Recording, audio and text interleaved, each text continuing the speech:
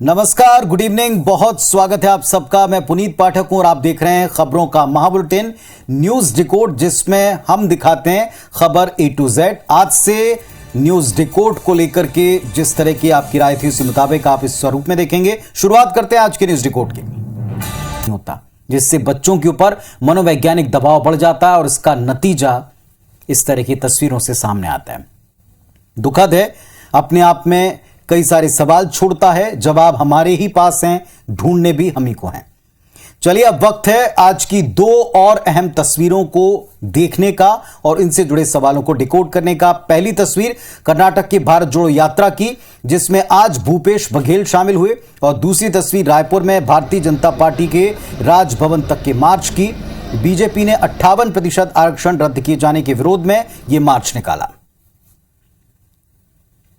चलिए, अब विस्तार से इन तस्वीरों की घटनाएं भी आपको बता दें। पहली तस्वीर इसकी बात कर लें। मुख्यमंत्री भूपेश बघेल आज कर्नाटक के बेल्लारी पहुंचे, भारत जोड़ो यात्रा में शामिल हुए। बघेल ने राहुल गांधी के साथ कई किलोमीटर तक पदयात्रा की। देखें रिपोर्ट।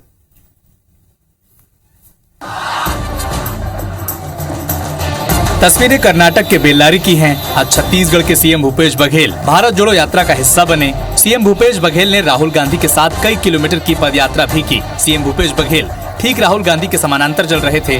आज पदयात्रा में कांग्रेस के अध्यक्ष पद का चुनाव लड़ रहे मल्लिकार्जुन खड़गे और राज्यसभा सांसद रणदीप सुरजेवाला भी शामिल हुए। सीएम भूपेश बघेल ने बेल्लारी में आयोजित सभा को संबोधित भी किया। राहुल गांधी जी के कदम आगे बढ़ रहे हैं, वैसे वैसे देश के मूड बदलते जा रहा है। आज जिस कारण से पद यात्रा की जा रही है, आर्थिक मंदी से लोग जूझ रहे हैं, छत्तीसगढ़ में आर्थिक मंदी का प्रभाव नहीं पड़ा है। इसके पहले 7 अक्टूबर को सीएम भूपेश बघेल ने भारत जोड़ो यात्रा में शामिल होने के संकेत दिए थे। सीएम भूपेश बघेल ने राहुल गांधी का एक वीडियो ट्वीट किया था, जिसमें राहुल गांधी सिद्धारमैया के साथ दौड़ते नजर आए थे।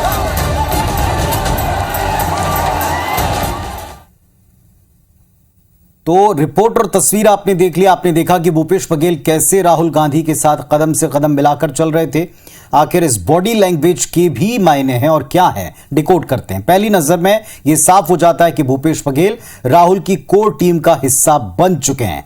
साथ ही यह भी स्पष्ट है कि भूपेश बघेल गांधी परिवार के बेहद करीब पहुंच चुके हैं। कल भूपेश बघेल ने प्रियंका गांधी के साथ हिमाचल में मंच साझा किया। तस्वीरों में आप भूपेश बघेल की बॉडी लैंग्वेज से इस बात को जरूर भांप पाएंगे कि उन्हें पार्टी में अपने कद का अंदाजा है। देश में 2 ही राज्य हैं जहां कांग्रेस पूर्ण बहुमत के साथ सरकार में है, एक राजस्थान, दूसरा छत्तीसगढ़, और छत्तीसगढ़ की स्थिति किसी से छिपी नहीं। अब तक अशोक गहलोत गांधी परिवार का बेहद करीबी हिस्सा रहे, लेकिन राजस्थान कांड के बाद जो बीते दिनों हुआ, इसके बाद साफ है कि आने वाले वक्त में भूपेश बघेल राष्ट्रीय स्तर की राजनीति के आकाश में ध्रुव तारा बनकर चमक सकते हैं। हालांकि वो एक शक्तिशाली क्षत्रप के तौर पर पहचान बना चुके हैं, न केवल प्रदेश में बल्कि पूरे देश में। चलिए आगे चलते हैं। छत्तीसगढ़ में आरक्षण के ऊपर सियासी आरोप प्रत्यारोप तो आप पिछले दिनों से देख ही रहे हैं। आज एक कदम और आगे बढ़ी बीजेपी, राजभवन तक मार्च निकाला और आदिवासियों के हित की बात की।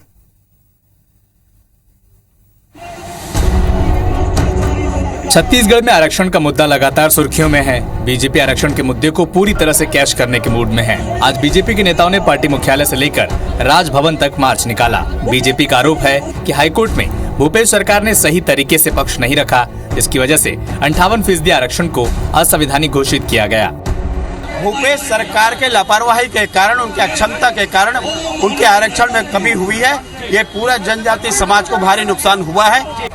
तो दूसरी ओर कांग्रेस का कहना है कि पूरे मामले को सुप्रीम कोर्ट में रखा गया है। कैबिनेट मंत्री रविंद्र चौबे का कहना है कि जो दस्तावेज बीजेपी सरकार ने कोर्ट में जमा किए थे, उन्हीं दस्तावेजों को हाथ में रखकर पैदल मार्च करना चाहिए। मुझे लगता है भारतीय जनता पार्टी को उनकी हुकूमत के समय माननीय उच्च न्यायालय को जो जवाब सबमिट किया गया था, उसको हाथ में लेकर के प्रदर्शन करते हुए जाना चाहिए। आदिवासी समाज भी जोर शोर से 58% आरक्षण व्यवस्था को बहाल करने की मांग कर रहा है। देखना होगा कि ऊंट किस करवट बैठता है। तो तस्वीरें देखकर आप समझ गए कि भारतीय जनता पार्टी आरक्षण के मुद्दे को किसी कीमत पर अपने हाथ से जाने देना नहीं चाहती। ऐसा क्यों कर रही है, ये वैसे सर्वविदित है, लेकिन डिकोड करते हैं। दरअसल सत्ता की चाबी आदिवासी विधायकों के हाथ में प्रदेश में है। प्रदेश में भाजपा ने 3 टर्म तक सरकार चलाई, जिसमें बस्तर की 12 विधानसभा सीटों की खासी भूमिका रही। ये वजह है कि भारतीय जनता पार्टी सरकार में बस्तर के 2 विधायकों को मंत्री पद भी दिया गया था। याद होगा आपको, पिछले विधानसभा चुनाव में बस्तर और सरगुजा में पहली बार भाजपा पूरी तरह साफ हुई। बस्तर की 12 में से महज 1 सीट पर बीजेपी को जीत मिली और जब उपचुनाव हुए तो वो भी हाथ से निकल गई। छत्तीसगढ़ की 90 विधानसभा सीट में 29 सीटें हैं जहां आदिवासी वर्ग के लिए आरक्षण है।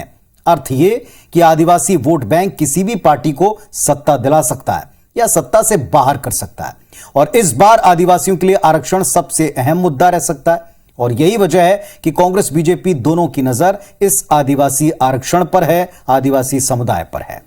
चलिए, लेकिन इन सब के बीच में जो सबसे अहम सवाल है वो यही है कि क्या आप अपनी बात 23 से पहले समझा पाएंगे, अपनी सफाई उनको यकीन दिला पाएंगे। खबर अब मध्य प्रदेश से, जहां सीएम शिवराज ने आज एक ऐतिहासिक फैसला किया। सीएम ने राजधानी भोपाल में एमबीबीएस की पढ़ाई हिंदी भाषा में कराने का फैसला लिया है। देखें। एमपी में शिवराज सिंह चौहान ने अब हिंदी को आगे बढ़ाने का बीड़ा उठा लिया है। इस कड़ी में सरकार ने पहले एमबीबीएस की पढ़ाई हिंदी भाषा में कराने का फैसला लिया, तो दूसरी ओर अब शहरों में अंग्रेजी भाषा वाले बोर्ड और होर्डिंग को बदलने की तैयारी है। खुद सीएम शिवराज सिंह चौहान ने भोपाल के भारत भवन में हिंदी पर आयोजित एक संगोष्ठी में मेयर मालती राय को अंग्रेजी वाले बोर्ड और होर्डिंग हटाकर हिंदी में करने के निर्देश दिए हैं। अभी तक चूंकि विषय वस्तु केवल अंग्रेजी में उपलब्ध थी, फिर उनको हिंदी में परिवर्तित किया कि जो असंभव था वो संभव हो गया।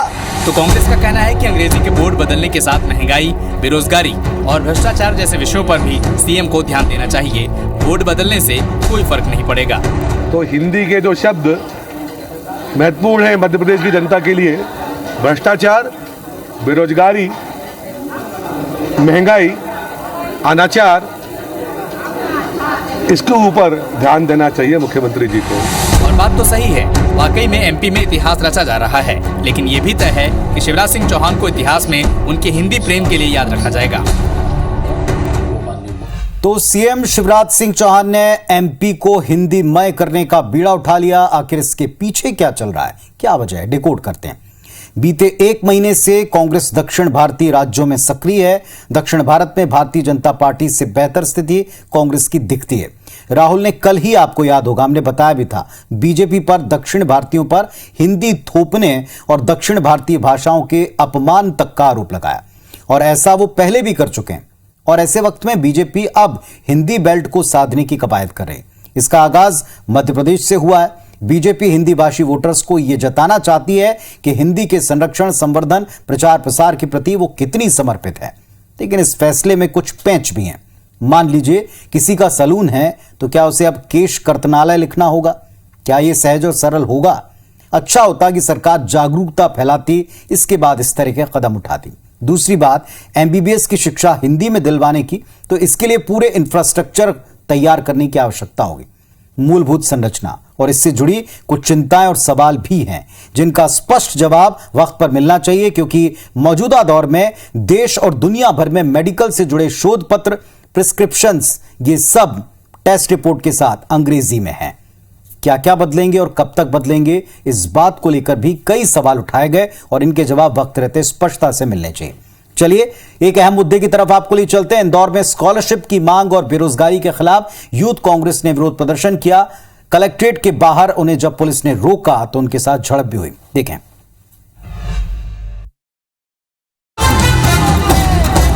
यूथ कांग्रेस के कार्यकर्ताओं ने आज इंदौर कलेक्ट्रेट दफ्तर पर छात्रवृत्ति और बेरोजगारी की मांग को लेकर विरोध प्रदर्शन किया। अनुसूचित जाति और जनजाति के छात्रों के लिए छात्रवृत्ति की मांग और बेरोजगारी के विरोध में यूथ कांग्रेस ने हरसिद्धि मंदिर से कलेक्ट्रेट दफ्तर तक पैदल मार्च किया। हालांकि कलेक्ट्रेट दफ्तर में उन्हें रोक दिया गया और पुलिस के साथ उनकी झड़प भी हुई। झड़प के बाद कार्यकर्ताओं ने अर्धनग्न होकर विरोध प्रदर्शन किया। मांग की है कि जल्द से जल्द इसके ऊपर 1 हफ्ते के अंदर जितने भी छात्र हैं उनकी स्कॉलरशिप उनको दी जाए। मामा सोए हुए हैं, लगातार रैलियां हो रही है, लेकिन उनके कानों तक छात्रों की कोई आवाज नहीं पहुंच रही है। तो हम लोगों की परमिशन में स्पष्ट था कि 5 लोग अगर आते हैं और हम लोग उनमें से सबको रोक के बैरिकेड पर रोक के और 5 लोगों को अंदर ले जाके ज्ञापन दिला देते, लेकिन वो ये चाह रहे थे कि सभी लोग बैरिकेड पार कर जाएं, तो इसलिए पुलिस ने उनको रोका। यूथ कांग्रेस कार्यकर्ताओं ने मांग पूरी न होने पर उग्र विरोध प्रदर्शन की चेतावनी दी है। इस दौरान कांग्रेस कार्यकर्ताओं ने राज्य सरकार के खिलाफ जमकर नारेबाजी भी की। चलिए अब अगली खबर छत्तीसगढ़ में और गुजरात में इनसे मिलकर के राजनीतिक जगत से जुड़ती है। राजनीतिक बयानबाजी हो रही है भाजपा कांग्रेस के बीच में। इन दोनों स्टेट के बीच में कनेक्टिंग कैसे बयान आ रहे हैं, देखें आप।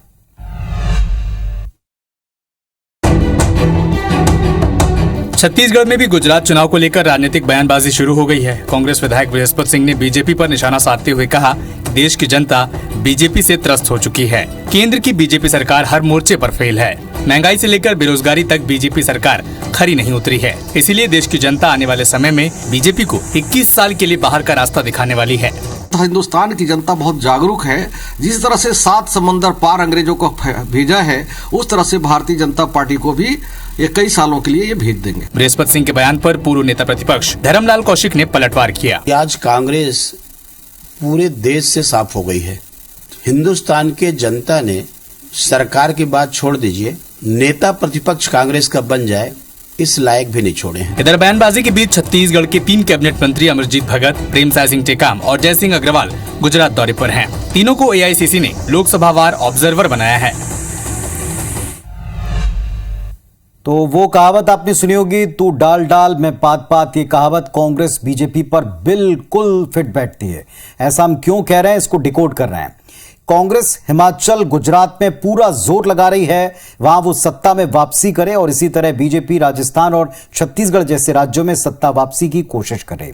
इसका नतीजा ये हो रहा है कि एक राज्य की राजनीतिक हलचल का असर दूसरे राज्य तक दिखता है। कांग्रेस ने छत्तीसगढ़ के सीएम और मंत्रियों को गुजरात हिमाचल की जिम्मेदारी दी, जिसका सीधा सा अर्थ ये कि कांग्रेस के टॉप लीडरशिप को लगता है कि अब किसी भी कीमत पर अपने खोए सियासी साम्राज्य को वापस हासिल करना है। छत्तीसगढ़ की बात करें तो एक वक्त में छत्तीसगढ़ बीजेपी का अभेद किला था। आज ऐसा नहीं है। ये कारण है, हर बात पर हम बयानबाजी को इस स्तर पर जाता हुआ देखते हैं कि पुरानी बातें कई उखड़ती हैं और सामने आती। चलिए अब देखते हैं कि चुनाव तक ये सिलसिला बढ़ना तय तो है, लेकिन जाता किस हद तक है, किन किन बातों को निकाला जाता है। चुनाव से पहले कांग्रेस अपने पक्ष को दमदारी से रखने के लिए नए टैलेंट की तलाश में है, जिसके लिए न सिर्फ कांग्रेस अपना पक्ष रख पाए, बल्कि सरकार की खामियों को बेहतर और कटाक्ष के साथ जनता तक भी पहुंचाए।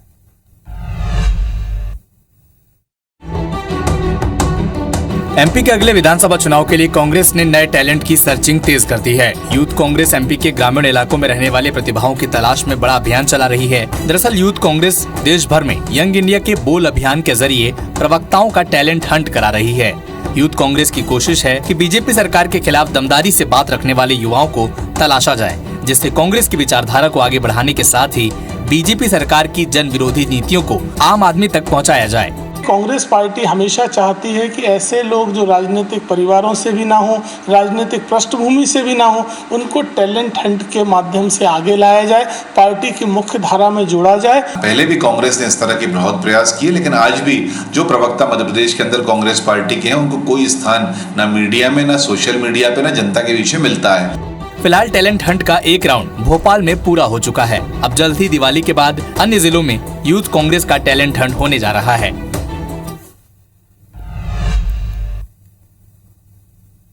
तो कांग्रेस टैलेंट हंट का सहारा ले रही है, और इस कवायद का मकसद क्या है, जरा इसको भी समझें।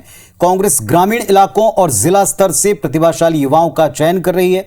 सवाल ये क्यों कर रही है? जवाब ये है कि इन युवाओं को ग्रामीण और जिला स्तर के मुद्दों की जानकारी होगी, वो स्थानीय स्तर के ऊपर कांग्रेस का प्रतिनिधित्व अच्छी तरह से कर सकते हैं। आज का युवा सोशल मीडिया पर काफी एक्टिव है, और ऐसे में कांग्रेस इन एक्टिव युवाओं को सोशल मीडिया की ताकत का इस्तेमाल करना चाहती है। साथ ही इन युवाओं में कांग्रेस के भविष्य के नेता को भी ढूंढ सकती है। जमीन पर उतरकर कांग्रेस को यह मजबूत करने की कोशिश करें, यह उम्मीद भी इनसे की जाएगी। चलिए अब देखते हैं कि यह उम्मीद कितनी पूरी होती है, कितनी कामयाबी इसमें मिलती है। पिछली बार वैसे फॉर्मूला काम किया था। खबर महाराष्ट्र के ठाणे से, जहां से एक दिल दहला देने वाली घटना सामने आई। एक छात्रा के साथ ऑटो ड्राइवर ने क्या किया, देखिए। इस तस्वीर को देखिए। पूरा वीडियो देखने के बाद आप निश्चित तौर पर दहल जाएंगे। ये वीडियो एक ऑटो ड्राइवर की क्रूरता और हैवानियत का वीडियो है। वीडियो में आपको एक छात्रा दिख रही होगी। छात्रा की पीठ पर एक बैग भी है और इस छात्रा को ऑटो के भीतर ले जाने के लिए एक शख्स खींच रहा है। छात्रा लगातार विरोध करती है तो अचानक ऑटो सड़क पर दौड़ने लगता है और 500 से ज्यादा मीटर तक छात्रा घिसटती जाती है। इसके बाद छात्रा को ऑटो चला रहा ये शख्स छोड़ देता है और छात्रा सड़क पर गिर जाती है। मामला महाराष्ट्र के थाने का है और घटना शुक्रवार सुबह 6:15 की है। आरोपी ऑटो ड्राइवर ने एक कॉलेज स्टूडेंट के साथ छेड़छाड़ की और फिर जबरन ऑटो में बैठाने की कोशिश की। पुलिस ने ऑटो ड्राइवर कटिका डाला उर्फ राजू अब्बाई को गिरफ्तार कर लिया है। नवी मुंबई के दीघा से गिरफ्तार अब्बाई का ऑटो रिक्शा भी जब्त कर लिया गया है। तो ये घटना, ये तस्वीरें डराती भी हैं और बड़ा आक्रोश भी पैदा करती हैं। इन पर सख्त कार्रवाई हो और सबको पता भी चले। चलिए एक अंतर्राष्ट्रीय खबर भी बता दें। अमेरिका के राष्ट्रपति जो बाइडेन ने पाकिस्तान को दुनिया का सबसे खतरनाक देश बताया। उन्होंने ऐसा क्यों कहा, खबर देखें। अमेरिकी राष्ट्रपति जो बाइडेन ने पाकिस्तान को दुनिया का सबसे खतरनाक देश बताया है। बाइडेन ने कहा है कि मुझे लगता है कि शायद दुनिया के सबसे खतरनाक देशों में एक है पाकिस्तान। पाकिस्तान के पास बिना किसी निगरानी के परमाणु हथियार है। यानी जो बाइडेन का कहना है कि पाकिस्तान के पास जो परमाणु हथियारों का जखीरा है वो पूरी दुनिया के लिए खतरा है। रिपोर्ट्स के मुताबिक पाकिस्तान के पास 160 परमाणु बम हैं। जो बाइडेन चीन और रूस के संबंध में अमेरिकी विदेश नीति के बारे में बात कर रहे थे। एक वक्त में एशिया में अमेरिका का सबसे विश्वसनीय साथी रहा है। हालांकि आज की तारीख में अमेरिका पाकिस्तान के संबंधों में उतनी गर्मी नहीं है, लेकिन इसके बाद भी अमेरिका ने 8 सितंबर को पाकिस्तान को F-16 फाइटर जेट के रखरखाव के लिए $45 करोड़ यानी 3,581 करोड़ देने की मंजूरी दी थी। पिछले 4 साल में इस्लामाबाद को दी जाने वाली सबसे बड़ी सुरक्षा सहायता थी। तो आज के न्यूज डिकोड में बस इतना ही। वीकेंड आ चुका है और दीपावली नजदीक है। आप सब बहुत सारे कामों में और त्योहार की तैयारियों में बिजी होंगे अपने परिवार के साथ। आप इन तैयारियों को वक्त पर कर पाएं और त्योहार का पूरा मजा लें। अपने परिवार का अपना खूब ख्याल रखिए, तबीयत का भी ख्याल रखिए और अच्छे से एंजॉय कीजिए। हमारी टीम को इजाजत दें। आपसे सोमवार को मुलाकात होगी इसी मंच पर न्यूज डिकोड में। नमस्कार, शुभ रात्रि।